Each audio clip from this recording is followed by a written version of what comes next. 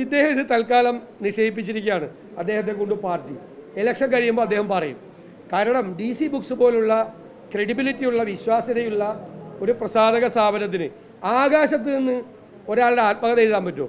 ആകാശത്ത് നിന്ന് എല്ലാവർക്കും അവൈലബിൾ ആണ്. ആ ആത്മകഥ എല്ലാവർക്കും അറിയാം. അല്ലെങ്കിൽ തന്നെ കേരളത്തിലെ ഏറ്റവും വലിയൊരു പ്രസാധക സ്ഥാപനത്തിൽ അദ്ദേഹത്തിൻ്റെ അനുമതി ഇല്ലാതെ അദ്ദേഹത്തിൻ്റെ കവർ പേജ് പബ്ലിഷ് ചെയ്ത് അത് ഇന്ന് എല്ലാ സ്റ്റോളുകളിൽ എത്തും, പബ്ലിഷ് ചെയ്യും എന്ന് അറിയിപ്പ് കൊടുക്കാൻ അവർക്ക് പറ്റുമോ? അത് പുറത്തുപോയി, അത് സത്യമാണ്. പുറത്തു പോയത് എങ്ങനെയാണ് എന്ന് അവരാണ് അന്വേഷിക്കേണ്ടത്. EP ജയരാജനാണ് അന്വേഷിക്കേണ്ടത്. EP-യുടെ മിത്രങ്ങളാണോ പാർട്ടിയിലെ, അല്ലെ EP-യുടെ പാർട്ടിയിലെ ശത്രുക്കളാണോ അത് പുറത്തു കൊടുത്തതെന്ന് മാത്രമേ EP അന്വേഷിച്ചാൽ മതി. ബാക്കി കാര്യങ്ങളെല്ലാം പ്രിൻ്റ് ചെയ്ത സാധനമാണ്, മെറ്റീരിയലാണ്. അതിൽ അവസരവാദ രാഷ്ട്രീയത്തെക്കുറിച്ചും പാലക്കാടത്തെ സ്ഥാനാർത്ഥി നിർണയത്തെക്കുറിച്ചും കേരളത്തിലെ CPM രണ്ടാം പിണറായി സർക്കാരിനെ കുറിച്ചൊക്കെയുള്ള രൂക്ഷമായ വിമർശനങ്ങളുണ്ട്. അദ്ദേഹത്തിൻ്റെ വ്യക്തിപരമായ കാര്യങ്ങളെക്കുറിച്ചുള്ള പരാമർശങ്ങളുണ്ട്. ഞങ്ങളതിലേക്കൊന്നും കടന്നു പോകുന്നില്ല.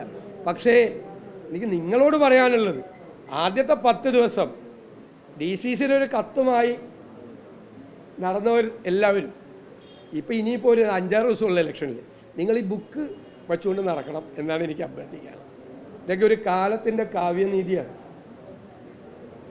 ഒരു പേജുള്ള ഒരു കത്തുമ്മ തുടങ്ങിയ ഈ തെരഞ്ഞെടുപ്പ് അവസാനം 180 പേജുള്ള ഒരു പുസ്തകത്തിൽ അവസാനിക്കുന്ന രസകരമായ കാഴ്ചയാണ് കാണുന്നത്. കോൺഗ്രസ്സിലാണ് കുഴപ്പമെന്ന് പറഞ്ഞത്. കോൺഗ്രസ്സിനൊരു കുഴപ്പമില്ലെന്ന് എല്ലാവർക്കും മനസ്സിലായില്ലേ? ഞങ്ങൾ അഭിപ്രായ വ്യത്യാസങ്ങൾ ഉണ്ടാകാം, ജനാധിപത്യ പാർട്ടിയാണ്, ഞങ്ങളത് ചർച്ച ചെയ്യും. തെരഞ്ഞെടുപ്പ് സമയത്ത് ഒരു യുദ്ധത്തിന് പോകുമ്പോൾ ഞങ്ങളെല്ലാവരും ഒരുമിച്ച് ഒരു ടീമായി നിൽക്കും. ഇപ്പോൾ BJP-യിൽ കലാപം നടക്കുകയാണ്, CPM-ൽ കലാപം നടക്കുകയാണ്. ഇതാണിപ്പോൾ സംഭവിച്ചുകൊണ്ടിരിക്കുന്നത്. ഇലക്ഷൻ്റെ അവസാന പാദത്തിൽ ചേലക്കരയിൽ ഇന്ന് ഇലക്ഷൻ നടക്കുമ്പോൾ ഇതാണ് CPM-ലെ വാർത്ത പുറത്തു വരുന്ന. ഇതാണ് പരസ്പരമുള്ള ചെളിവാരിയ എറിയലുകളാണ് CPM-ൽ നടക്കുന്നത്. കോൺഗ്രസ്സിൽ അതില്ല. പിന്നെ രണ്ടാമതൊരു കാര്യം ഞാൻ കഴിഞ്ഞ ദിവസം പറഞ്ഞു, മുനമ്പത്തെ വിഷയത്തിൻ്റെ പുറത്ത് ആ പ്രശ്നം പരിഹരിക്കാതെ 10 മിനിറ്റ് കൊണ്ട് സർക്കാരിന് പരിഹരിക്കാവുന്ന വിഷയം അത് പരിഹരിക്കാതെ നീട്ടി വച്ച് സംഘപരിവാർ അജണ്ടയ്ക്ക് കൊടപിടിച്ചു കൊടുക്കുകയാണ് പിണറായി സർക്കാർ ചെയ്യുന്നത്. ഈ വിഷയം വിവാദമായിരിക്കുമ്പോഴാണ് ഈ സർക്കാർ അപ്പോയിൻ്റ് ചെയ്ത വഖഫ് ബോർഡ് കഴിഞ്ഞ ദിവസം വയനാട്ടിൽ പോയി, തളിപ്പറമ്പിൽ പോയി, ചേലക്കര ഇലക്ഷൻ നടക്കുന്ന വയനാട്ടിൽ, ഇലക്ഷൻ നടക്കുന്ന ജില്ലയായ തൃശ്ശൂരിലെ ചാവക്കാട് പോയി. എല്ലായിടത്തും വഖഫ് ബോർഡ് നോട്ടീസ് കൊടുക്കുക, വഖഫ് നോട്ടീസ് കൊടുക്കുക. പിറ്റേ ദിവസം BJP-യുടെ സംസ്ഥാന നേതാക്കൾ ഈ സ്ഥലം സന്ദർശിക്കുക. ഇപ്പോൾ വയനാട്ടിലും തളിപ്പറമ്പിലും ചാവക്കാടും എല്ലാ സ്ഥലത്തും ഈ സംസ്ഥാന സർക്കാരിൻ്റെ കീഴിലുള്ള വഖഫ് ബോർഡ് നോട്ടീസ് കൊടുത്ത എല്ലാ വീടുകളും BJP-യുടെ സംസ്ഥാന നേതാക്കൾ സന്ദർശിക്കുക. ഇതൊരു അറേഞ്ച്മെൻറ്റാണ് തിരഞ്ഞെടുപ്പിൻ്റെ സമയത്ത്. എന്നിട്ട് വഖഫിനെതിരായിട്ടുള്ള ഒരു വലിയ മൂവ്മെൻ്റാക്കി അതിനെ മാറ്റാൻ BJP-ക്ക് അവസരം ഒരുക്കി കൊടുക്കുക.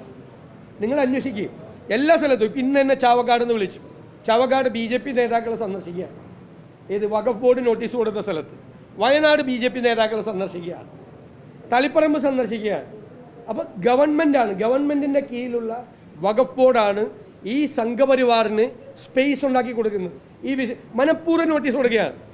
ഈ പാലക്കാട് ഇലക്ഷൻ ബാക്കി നിൽക്കുമ്പോൾ, ഇന്ന് ചേലക്കരയും വയനാടും ഇലക്ഷൻ നടക്കുമ്പോൾ, ഇന്നലെയും മിനിങ്ങാന്നും കൊണ്ടുപോയി ഈ വഖഫ് ബോർഡ് മുനമ്പം വിവാദത്തിൽ നിൽക്കുകയാണ്.